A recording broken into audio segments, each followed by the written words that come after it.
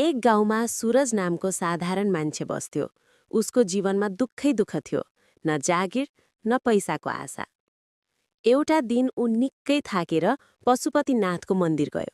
मन्दिरको ढोकामा बसेर उसले आँखाभरि पानी लिएर भन्यो, हे महादेव, म कमजोर हुँ, तर तपाईँ बलियो हुनुहुन्छ। एक पटक मात्र मेरो हात समाइदिनु। उसले आँखा बन्द गरेर 5 मिनट मन लगाएर प्रार्थना गर्यो। फर्कँदा बाटोमा उसलाई एक बुढा बाबा भेटिए। बाबाले मुस्कुराउँदै भने, बाबु, भगवान ढिलो दिनुहुन्छ, तर कसैलाई खाली हात फर्काउनुहुन्न। सूरजले केही बुझेन, तर मन हलुका भयो। अर्को बिहान उसको फोन बज्यो। महिनौदेखि खोजेको जागिरको अफर आयो। ऊ उसै बेला सम्झियो, मन्दिरमा मागेको प्रार्थना बाबाको मुखैबाट उत्तर बनेर आएको रहेछ।